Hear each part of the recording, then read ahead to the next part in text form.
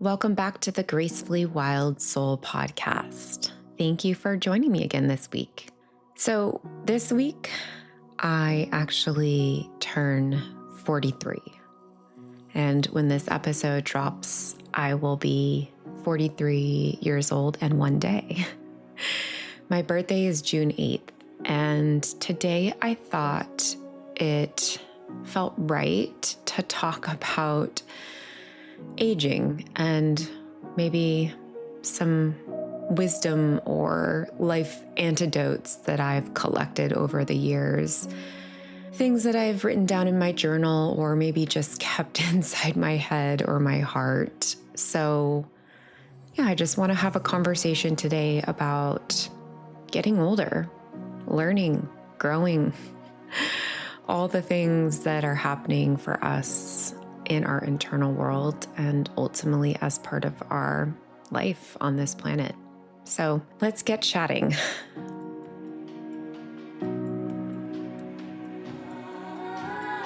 Welcome to the Gracefully Wild Soul podcast.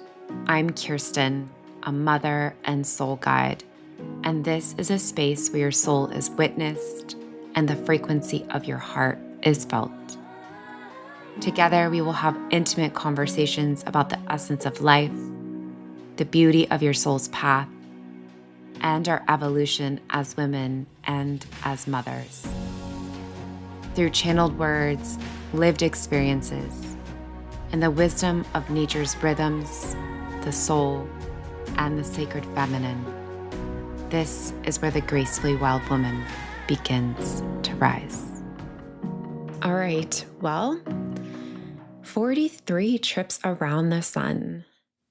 I feel so many different things about this age and phase of life. I honestly loved entering my 40s. And I don't know about you, but when I was a kid, and I think probably my kids, look at me this way a little bit too, where the age 40 sounded ancient. It sounded so old, like, oh my gosh, your life is almost over at 40, which is so obviously not true. It actually, I think, is one of the most enriching parts of our time on this beautiful planet. And as we evolve and grow, I really think that 40s, every decade, obviously I haven't got to the next decade of 50s, but I just know looking back at each decade that my life has become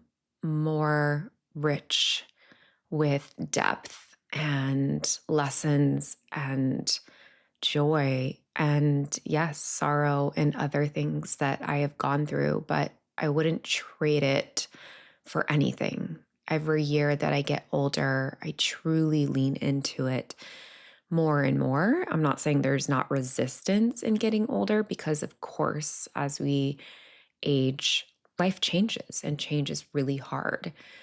So, I just think that I've learned to embrace that this is the cycle, this is the season, this is the place where I'm meant to be. And whatever is unfolding in real time is part of the medicine of this age and this stage of life. So 43, yeah, I will have crossed that mark when this episode drops. So today, I just thought it might be, just a great way for us to connect about aging and getting older and all the things that come with that. I don't know about you, but I am now entering this perimenopause phase. So, let's get real. Let's talk about all the things that are happening. I am entering this new phase, and I know that my body is changing, my brain is changing, my everything is changing. And at the same time, my daughters are 9 and 8, and they're beginning to move through a new cycle, a new phase, right? Where they are stepping into that threshold where their change hormonally and coming of age, coming into that place where your mind and your body are gaining new awareness and perspective and lessons every day is happening for them too. We're going through it together. I don't think anybody gave me that post-it note. Like, where's the post-it note where you have your kids in your 30s, you're most likely going to be starting a new cycle together with, perimenopause or menopause while your daughters are beginning to move into puberty. Like, where was the podcast episode about that? Yeah. So we're moving into it. And, I wrote down just some thoughts that were coming to me as I reflected on some of my journal entries and just internal emotions and perspectives about getting older and where I am at this stage in my life and how I've arrived here. So, one of the first things that I wrote down, which brings me back to that same phase or cycle of change when you're starting to step into a change, maybe in your hormones, in your next phase of life. Maybe you're moving into motherhood, or you're kind of in between motherhood and that crone phase. And maybe you have kids that are also moving through that phase. But I wrote down this kind of piece for me was, the more I lean into the challenge, the more that I see it as a gift, the more expanded I feel. Oh, I'm going to try not to cry on this episode because obviously all of these things that I'm going to be sharing with you are deep in my feels. These are, my inner reflections. And this new stage that we're in, that I'm trying to support myself and trying to do all the things that you're probably trying to do too, is eat the protein, build muscle and move your body, drink all of the, water, and stay mentally in this space of this evolution of your brain changing and your new relationships, maybe with your partner or your friends, all of the things that are happening for you, but then also continuing to hold space maybe for someone else. And for me, that's my daughters who are beginning to go through their own, stage of growth and development, physically, emotionally, mentally, where they're also learning to navigate their bodies, learning to navigate friendships. They're learning to navigate the world, those dynamics that they are now really beginning to understand. And just using this as an example, because this is so present in my life right now, it can feel really, really challenging. I am noticing that I am triggered in new ways, a bit of that, I don't know, like moving out of that childlike wonder and into this adulthood. And you can see that as adults, we've gone through that, where we begin to distance ourselves from our imagination. We distance ourselves from our curiosity and our creativity, and we become more sterile and more logical. And that can feel really, I don't know, just cold. It can feel really cold, like the warmth of your heart and soul are beginning to be put into a special box, and they're not free to roam and explore. And you can see this, when your child is beginning to go through that change where they are in this in between, this, I'm no longer a baby. I'm no longer even this, younger child. And I'm not really this teenager or this adult. I'm this in between, and figuring out that placement and where there is space to continue to, have that childlike wonder, have those curiosities, when maybe your peers are discouraging that, or maybe even a teacher is discouraging that and really asking you to step up, to grow up, to step into that kind of, adult place. And I'm guilty of that with my own kids. I don't know if you go through the morning grind, like to get your kids out the door, but I'm like, you know what? We are old enough. We gotta work together, but also we need to have a little bit of independence. And so finding that right balance is tough. It's tough for them. It's tough for us. But I know when I come back to this, every time I remind myself that I feel so much more expanded when I know that this is a moment where I'm being asked to anchor in to myself, to see things differently, to hold space, to be open, to be curious, to be loving through all of it. And so this is one of the things that I've really, really gone through in my life, in my, my 43 years and on this planet, in this lifetime, consciously, in my older years, but also just looking back at my own childhood of remembering that the challenges are here to help us move, to help us grow. And seeing that allows us to soften, to open ourselves. Okay. The next, I guess, aging piece of wisdom that I have been settling into is this. And this has taken severe practice, my friends. This has been a huge part of my recognition of what I needed to release and heal and move past. And that is that the absolute greatest tool, the greatest modality that you could ever connect with in life, in growth, in choosing a new and different path, and really just being yourself, like coming more into your authentic self, is self-compassion and forgiveness. I know it sounds generic. It sounds too easy. But let me tell you, it's not all of the other things. It's not the other tools that we have available to us. It's not, the EFT tapping. It's not the somatic movement. It's not the breath work. It's not, the tarot cards. It's not the astrology readings. It's not, the yoga. It's not all of these things. Yes, they're all essential and important, and they are a tool. They are a tool to help us get to this place of self-compassion and forgiveness. But they are not those things. All of those tools are not self-compassion and self-forgiveness. We could do all of those things.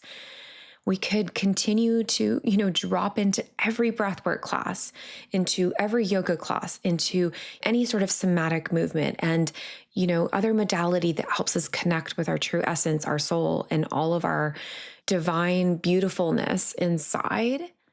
But if you cannot come to a place of self-forgiveness, of self-compassion, those tools are it's just a hamster wheel. That's all you're doing. You're just on a hamster wheel. The true work is coming to this place. And yes, all of those things can help you get there. I'm not discounting that because they have been important tools for me as well.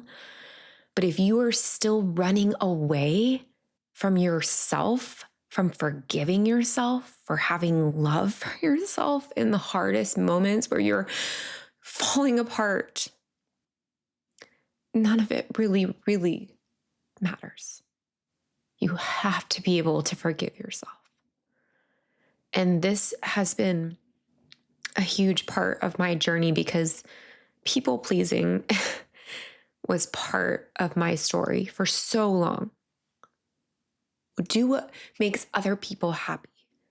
Do the thing that checks their box. And this comes back to forgiveness and compassion for your experiences and who you are, and not compromising that for others.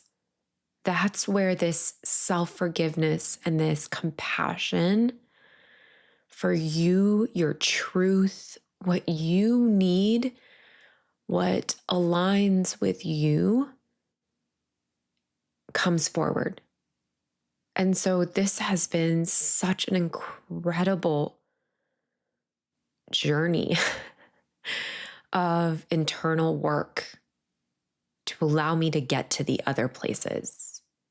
So when I screw up, I'm using that loosely because whoever defines what that means is unclear. Obviously, it's, societal norms and expectations and things that we've picked up from our childhood or wherever, where, we might be deeming ourselves as failing or not meeting, some sort of standard. But ultimately, when I see that and I recognize that and I know, oh my gosh, I'm in this place, I'm doing this thing where I am trying to measure up.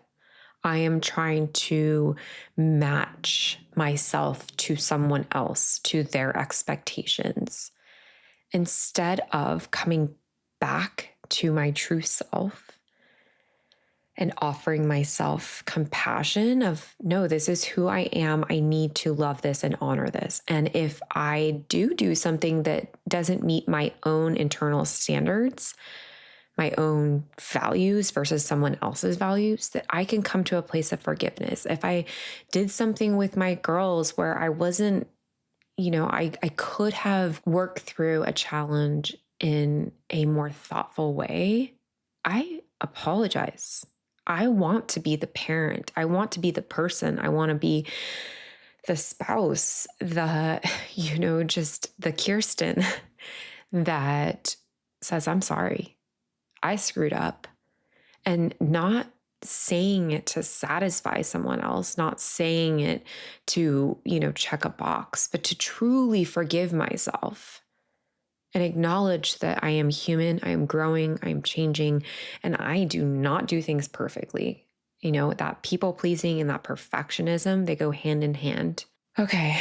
Sorry. Got really into that one. Okay. Let's see. Okay, the next one. I have come to this realization through working with other clients, working with their souls and their stories, but also working with my own, looking at the souls that are in my inner world.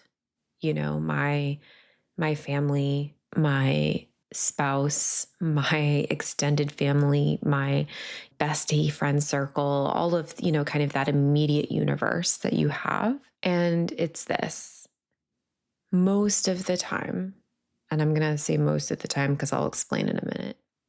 Most of the time, we're all just trying our best. We really are. We are all trying our best in this life. And yes, when I say most of the time, it's because, the idea of what our best is does have varying degrees, and that's for so many reasons. The first reason being that our soul's mission in this lifetime is unique and different for each person. My soul mission, my soul purpose, what I'm here to learn and go through is not the same as my girls. It is not the same as my spouse. It is not the same as my best friend. They are all different. And so that mission, that journey is unique. And so, best is being used in a loose way because we are so incredibly uniquely created that I can't compare my best to someone else's best. And that's part of this expectation problem that we find ourselves in this loop of like, oh, well, they're not trying hard enough, or I really need this in order for them to arrive here. And it's like, no. I'm not saying like I haven't thought that. I'm not saying that I haven't gone through that. Or still, that's, it's always evolving, but ultimately we are trying our best according to our journey, our soul, and what we are working through in this lifetime. And adding that second layer into, what is our best? Of course, we have our lived experiences in this lifetime that color what that is. But ultimately, if you can see every person with some sort of baseline that they are trying their best, they are.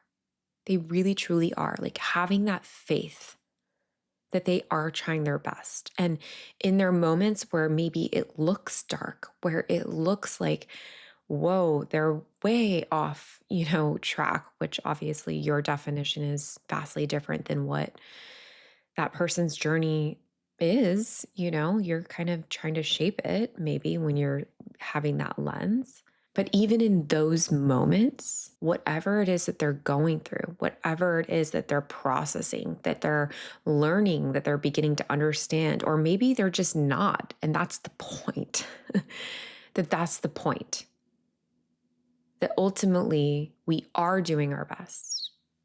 Having that lens, I think, has been life-changing.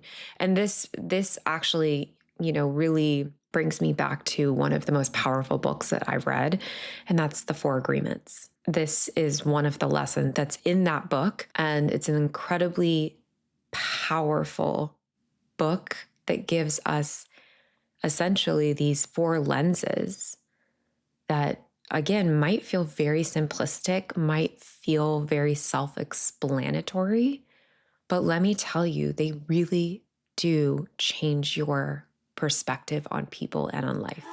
Okay, the next one is love is our highest expression.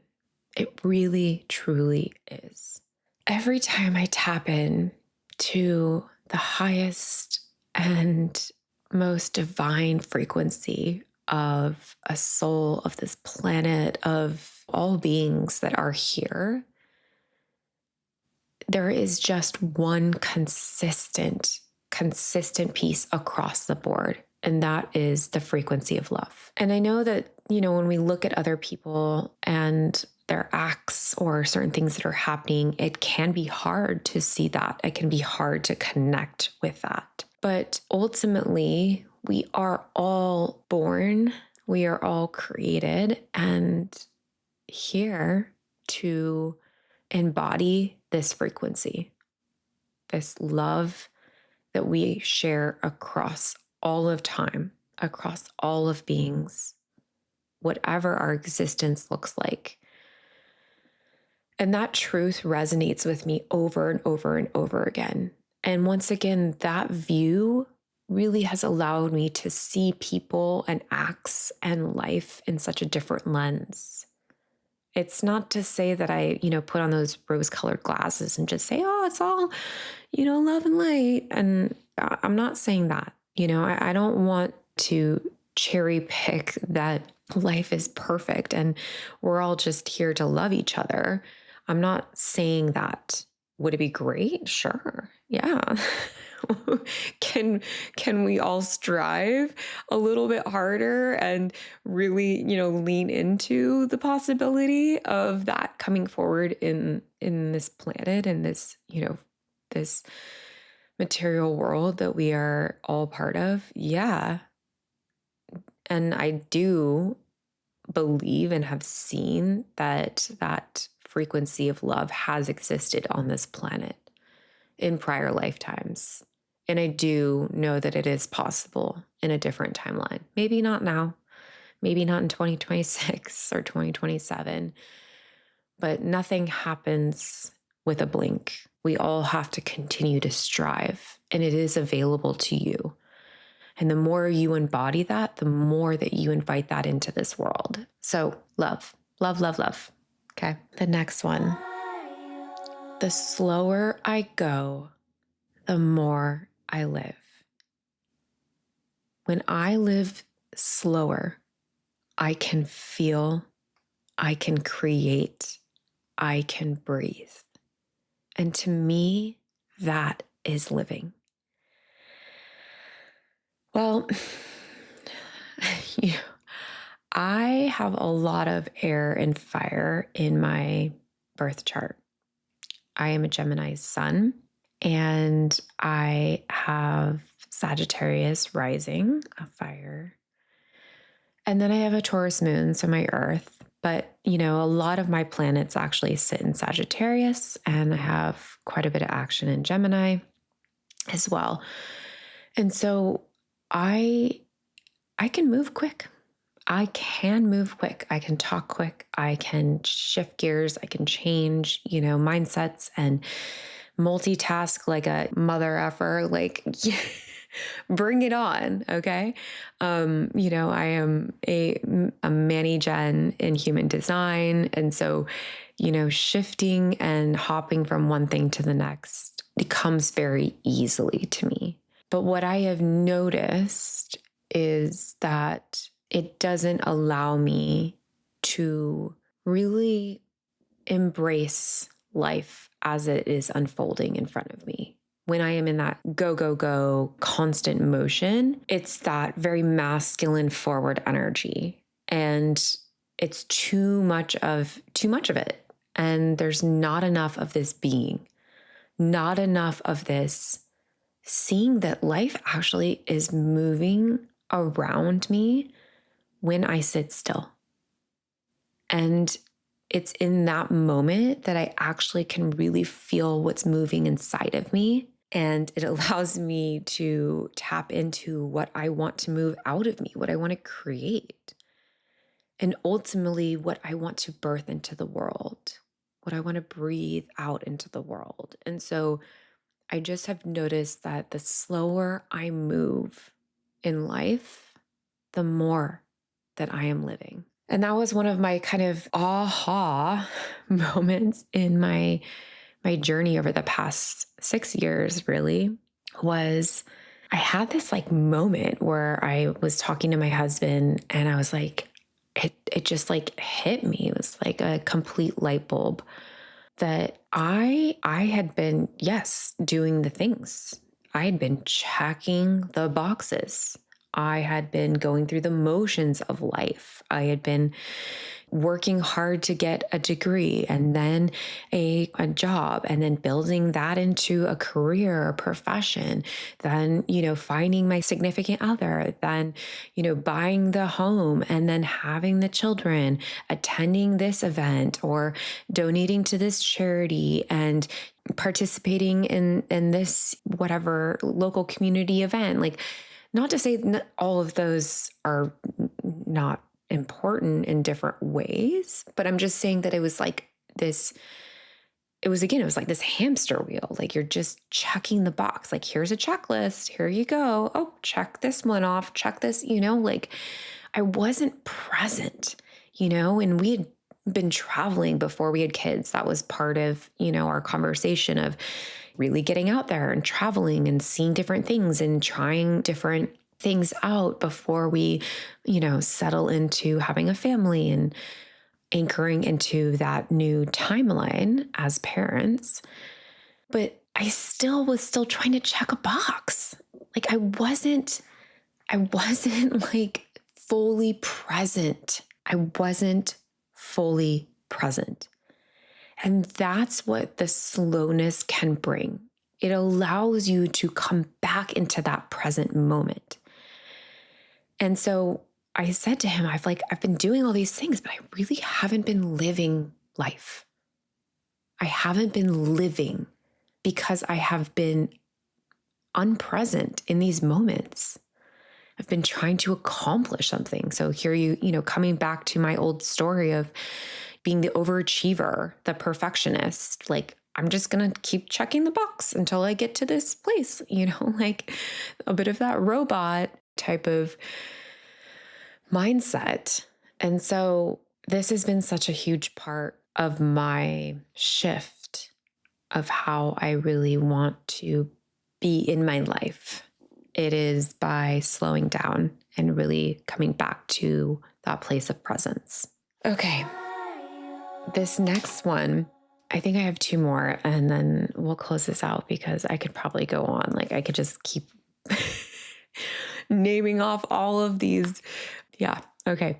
So the next one, learning to become more of yourself is not a crisis. Wow. When we come to this age, 40, 40-ish, even maybe a little bit before, you will hear people say, if you decide to do something different with your life, like if you're making a shift, whether that's small or big, and you might feel this too, that you're going through a quote unquote midlife crisis. Now, that term has been created based off of depth psychology, and there's also a lot of astrological, kind of markers where we do go through these planetary returns. We do go through these, psychological kind of shifts every 7 years.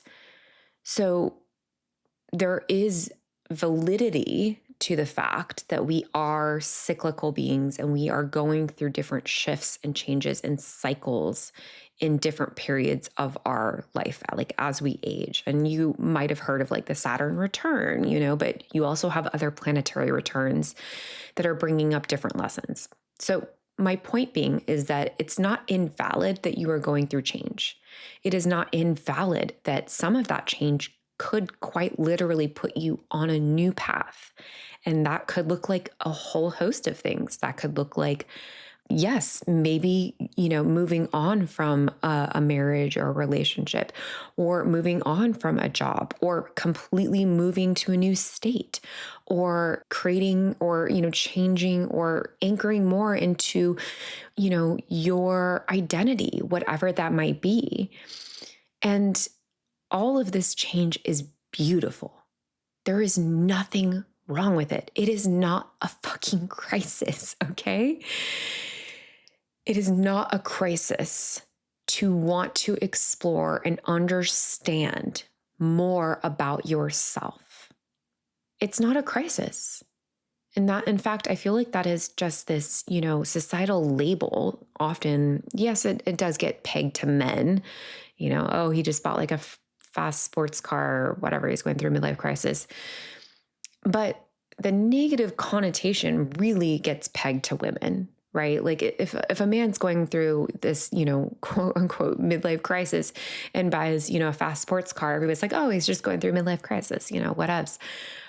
If you're a woman, then it's like, oh, she's going through a midlife crisis. So I'm not sure what's happening over there, but change is afoot. And so this like label that one, change is bad is just false. It's a false dichotomy. And that two, that it's like a crisis that has to be managed when you decide that something is no longer working for you is also just a complete, marketing. It's a marketing pitch. I mean, like, buy this, do this, you're in this midlife crisis. And it's just not a crisis to want to anchor in to more of yourself. And part of that process does look like change, does look like you are leaving something and inviting something new into your life. And sometimes that's drastic. Sometimes it's drastic and sometimes it needs to be, and that's okay. So if you're entering this phase of life, or you're here, please, please, please don't shame yourself into this idea that you are in a midlife crisis. You are in a beautiful moment of blossoming. And what that blossom looks like, time will tell. But just allow yourself to be, allow yourself to explore, give yourself the permission slip. Okay, I think that I'm going to end on that one because it just feels right. So, 43 trips around the sun. Here I come into the next year, looking forward to everything that life has to offer me, accepting it with grace and compassion and love. And I'm wishing you the same in whatever place or stage of life or cycle that you are in. embrace it, love it, and I will see you on the other side. Thanks for joining. Bye. Thank you, love, for being here. May you walk forward guided by the wild wisdom of your soul and the truth of your heart. To find me beyond the podcast, you can join my newsletter at soulbabe.com for continual updates on offerings and other teachings, or subscribe to the Gracefully Wild Soul Substack. Until next time.